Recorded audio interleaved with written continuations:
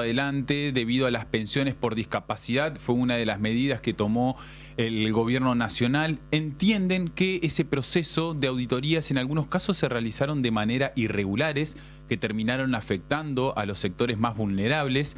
Y de esto queremos hablar con Eduardo Quiroga. Él es abogado del programa Derechos de las Personas con Discapacidad de una asociación civil, que es la Asociación Civil por la Igualdad y la Justicia, para conocer un poquito más este cuestionamiento a estas auditorías. Eduardo, un gusto, muy buenas tardes. Ayelen Herbel y Tiago Romero te saludan. ¿Cómo va? Hola, ¿cómo están? Buenas tardes. Gracias por atendernos. ¿Qué han detectado en el marco de este proceso de auditorías que se estuvo llevando adelante en este último tiempo? ¿Ya finalizó o no? Bueno, lo cierto es que el proceso inició el año pasado, pero ha tenido diferentes dificultades e irregularidades en su implementación, como vos decías. Todavía no termina porque de hecho el 50% aproximadamente de las personas que fueron convocadas no recibió la citación a la auditoría. Entonces es un proceso que se está desarrollando. Las irregularidades que nosotros identificamos principalmente para aclarar el objetivo de esta auditoría es controlar que las personas que reciben una pensión por discapacidad cumplan con los requisitos que establece la norma que regula las pensiones.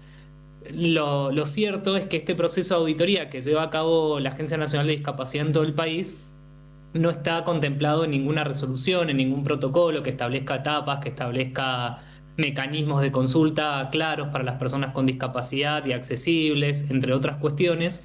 Entonces hemos visto que el único medio por el que se está notificando a las personas con discapacidad que reciben una pensión de que tienen que concurrir a algún lugar es una carta documento. La carta documento no es un medio de notificación accesible por diferentes razones. Por ejemplo, una persona que tiene discapacidad visual y recibe una carta documento que tiene un bajo contraste, que por supuesto no está en sistema braille, no viene en un soporte audiovisual, entre otras cuestiones.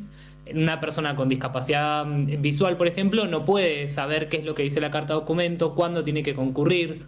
Otro problema de la carta es que no decía o no le dice a las personas qué tipo de documentación tienen que llevar a la auditoría. Entonces, por ejemplo, nos encontramos con personas que quizás tienen alguna situación de salud muy compleja, no tienen turnos para actualizar su documentación, tienen que volver a realizarse estudios médicos que son invasivos, costosos, que en muchos casos las personas se trasladan a las capitales de sus provincias o a la ciudad incluso de Buenos Aires para realizarse los estudios, y ahora no queda claro si deberían volver a realizar todo eso que en algún momento hicieron o qué se tiene por válido para presentar la auditoría. Y después un problema también muy importante es que, como decía, la carta documento no es un mecanismo accesible para toda la población y de hecho la mitad de las personas que fueron convocadas no recibieron la carta. Entonces, al no recibir la carta, no pudieron participar adecuadamente de la auditoría y en consecuencia se les suspendió a muchas de ellas la pensión y es probable que a muchas más se les suspenda en las próximas semanas y en los próximos meses por no haber participado de la auditoría. Las personas que fueron notificadas y están participando de las auditorías, ¿están cobrando o también dejaron de cobrar mientras se comprueba el grado de discapacidad?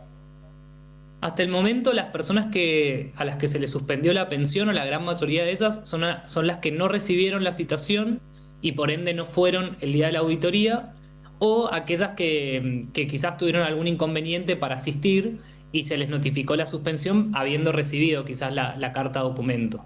Pero el problema con estas últimas personas que mencionaba, que son aquellas que quizás recibieron la cita, es que muchas recibieron una convocatoria a 500 kilómetros de su domicilio, por ejemplo, y o no tienen posibilidades de acudir por cuestiones de salud o porque no tienen personas que las acompañen, no cuentan con un transporte que las lleve a esos lugares. El resto de las personas que fueron a la auditoría, que presentaron la documentación, en principio está analizándose su situación y todavía no se registran grandes cantidades de pensiones suspendidas sobre ellas. Hasta ahora las 110.000 pensiones que se saben suspendidas tienen que ver con las otras situaciones. A eso quiero llegar. ¿Cuántas fueron las personas que dejaron de cobrar estas pensiones por discapacidad hasta el momento, teniendo en cuenta que el proceso no finalizó? Sí, hasta el momento son 110.000 personas o 110.000 pensiones que se dieron de baja y la verdad es que es un gran número teniendo en cuenta también que la pensión no contributiva es para muchas de ellas el único ingreso con el que afrontan gastos vinculados a su vivienda, a su salud, a su vestimenta, alimentación y bueno, por supuesto también implica la pérdida del programa Incluir Salud. Ujú. Todas las personas que reciben una pensión pueden darse de alta en el programa de Incluir Salud, que garantiza la cobertura de ciertas prestaciones, de ciertos centros y profesionales. Y bueno, quienes pierden la pensión pierden también la posibilidad del programa. ¿Se ha Pero escuchado? Sí, sí. no, es importante también mencionar que estos 110.000 pensiones suspendidas va en aumento, ¿no? Porque en realidad la cantidad de cartas documentos que el Estado envió es de casi 1 millón de cartas documentos, según la última información, más de 900.000. Y hay 500.000 cartas que no se entregaron. Entonces, si bien hasta ahora son 110.000, lo cierto es que este número podría escalar hasta por lo menos 400.000 pensiones o un poco más suspendidas. Se ha escuchado a autoridades del gobierno nacional argumentar que las pensiones fueron mal otorgadas y es por eso que se realiza esta auditoría y en consecuencia las bajas. ¿Cuál es su visión frente a esta justificación? Sí, sobre esas manifestaciones lo cierto es que hasta el momento no se ha comprobado, por lo menos en la información pública disponible, que fuera un número significativo el de pensiones que se otorgaron de manera fraudulenta o a personas, por ejemplo, que no tienen discapacidad. Eso no surge de ninguna información oficial pública disponible que fueran muchas personas o que existiera un número considerable de personas que hubiera de manera fraudulenta accedido a una pensión por discapacidad. Ahora bien, lo cierto es que desde que se reguló el sistema de pensiones en 1997 hasta ahora, los requisitos fueron modificándose, se fueron de alguna manera, digamos, ajustando a las obligaciones que nuestro país asumió a raíz de diferentes tratados de derechos humanos, como la Convención sobre los Derechos de las Personas con Discapacidad, que obligó al Estado a modificar los criterios para otorgar la pensión, a dejar de medir esta idea de validez o invalidez laboral. Entonces, todas estas cuestiones hicieron también que las pensiones fueran aumentando, que el número se fuera incrementando año tras año. Había un sistema hasta 2003 de alta por baja, es decir, no se otorgaba una nueva pensión si no había una renuncia o un fallecimiento.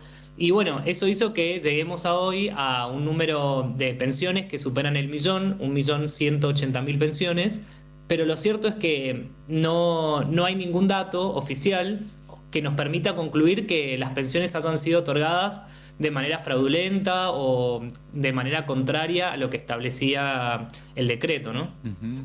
Por último, Eduardo, ¿están analizando alguna acción legal o alguna política desde la Asociación Civil por la Igualdad y la Justicia para, bueno, para poder defender los derechos vulnerados y poder revertir eventualmente este corte o este recorte, este ajuste?